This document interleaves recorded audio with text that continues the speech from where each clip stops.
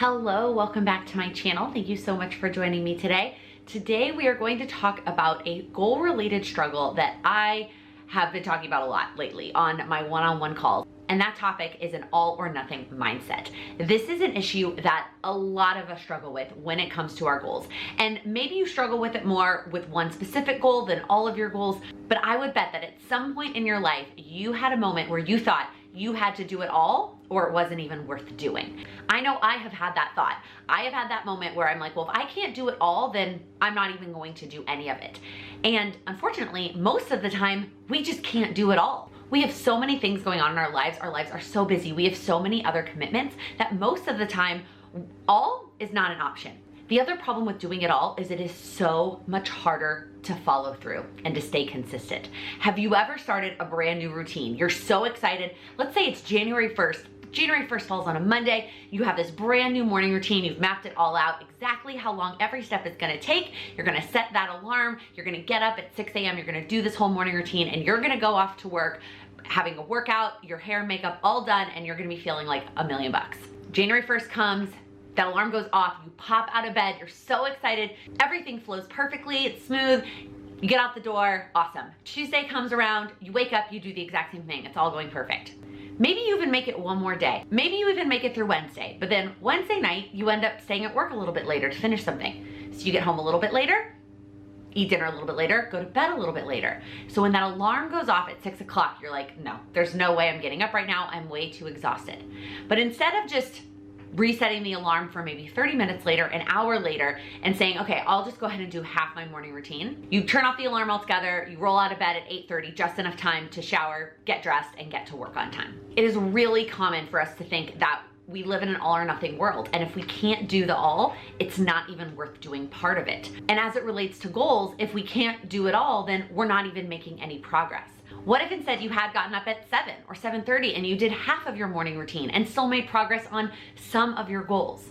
The biggest issue that I see is that we feel the need to do everything or nothing, that there is no in between. And that's one of the biggest reasons we fall off and quit our goals, is because doing everything is really, really difficult to maintain because life gets in the way. Things don't go as planned, something pops up and we can't do everything. And instead of being okay and being flexible to do some of it and not all of it, we just don't do any of it.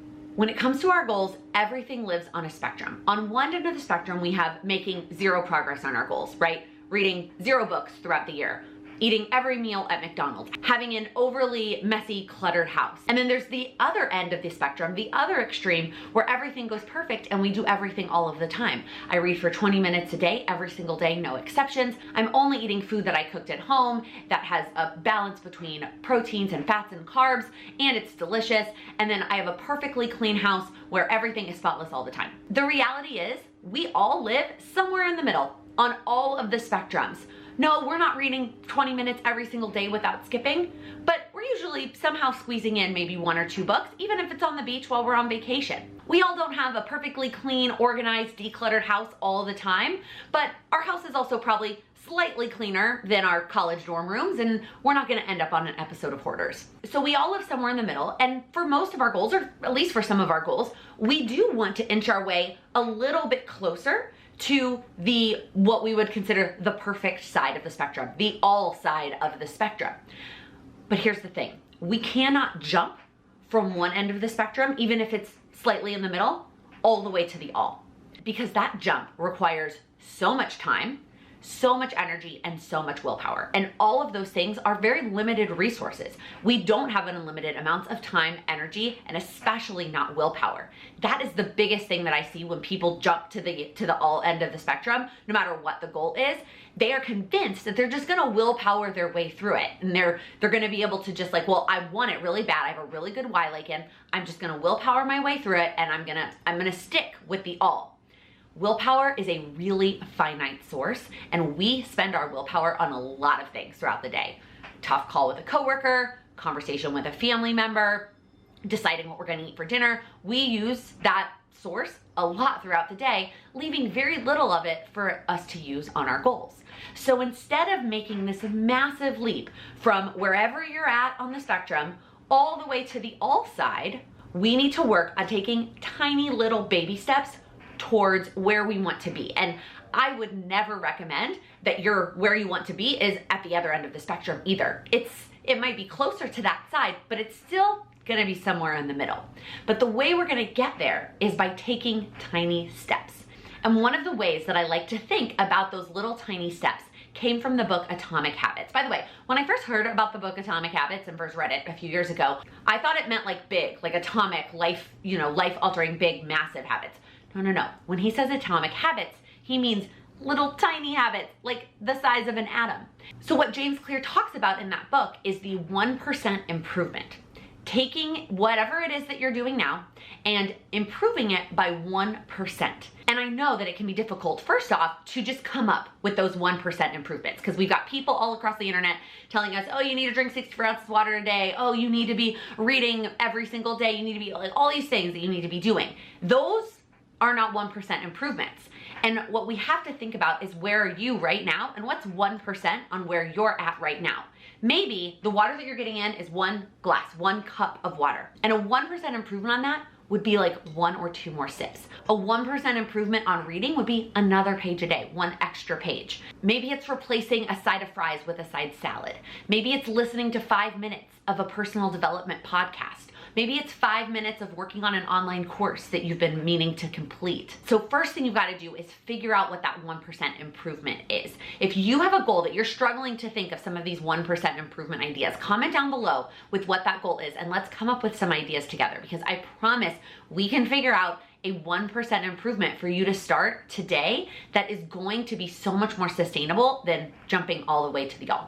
The second thing that I know is difficult is stopping at 1%, because sometimes you've got lots of energy and lots of motivation and lots of willpower and you want to do more than 1%. But then the next day when your energy is depleted, you feel bad that you didn't do as much as you did the day before. That's why consistently sticking with something small like a 1% improvement over time is going to be more beneficial for your momentum and your overall progress. Now I know what you're thinking, well that 1% improvement, okay, that sounds great, but that's not gonna get me to my goals. That 1% improvement is not going to be the difference between me reading 0 books last year and 20 books this year. But the magic of 1% is that it adds up over time. So in his book, James Clear shows this graph that shows that if you improve 1% a day for an entire year, by the end of the year, you will have improved 37% overall. And if you're like, Laken, numbers are not my thing, I don't understand mathematically how that works out, that's fine. You don't need to understand. You don't even need to really know mathematically what is 1% of improvement. You just need to keep thinking about how can I make it smaller and how can I layer on those little tiny improvements and watch them add up over time. I can't tell you what 37% of your reading goal is gonna look like at the end of the year, or what 37% improvement on your home cleaning progress is going to look like. All I know is that when you take those small steps, you're able to continue to stick with them. And that is what I've seen when I work with people one-on-one, because when they try it on their own and they set their own goals, right? And they're drinking 1 of these a day and they wanna get to 4, they set a goal to drink 4. How successful do you think they are on a regular basis going from 1 to 4? It's hard. It's hard to make that big jump. And so then they get unmotivated and they say it's not working and they just give up on it altogether. When they tell me that they're drinking 1 of these right now and their goal is to get to 4, I say, okay, great. Next week, your goal is 1.5. And that is what they focus on for the next week. And if they come back to me and they still were kind of struggling to get that extra half in, we talk about some techniques that they could do, or how can we find the reminder, what is it that you need to get in that extra half? Or maybe they come back and they go, I crushed it, I did 1.5 and it was awesome, and we up it to 2. But then maybe they kind of struggle at 2 and they have to work at 2 for a couple of weeks until they're ready to up it.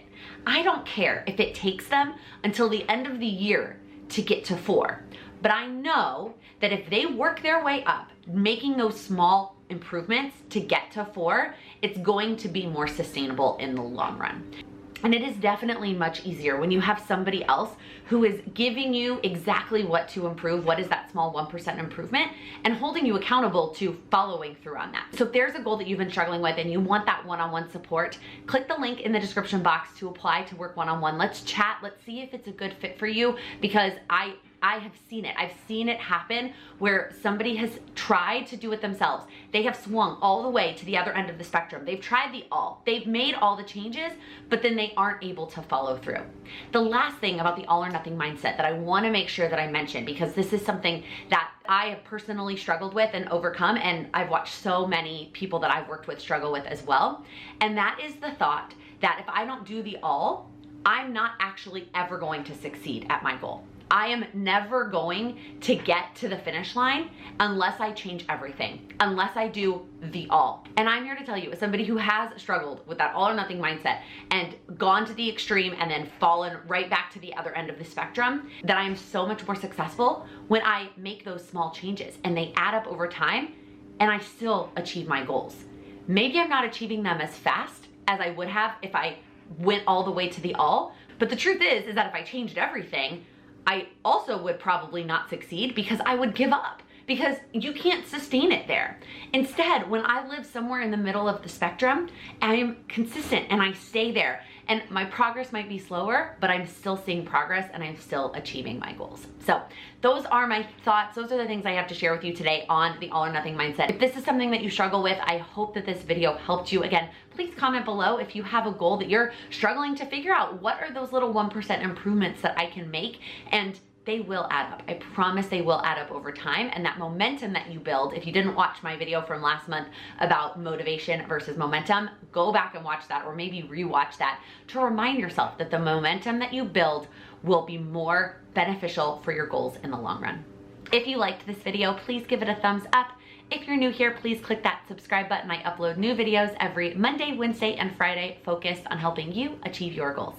Thank you so much for watching. You go through the entire routine, everything flows all over the internet telling us to drink 8 glasses of water today and get improvement on that. Blah, blah, blah.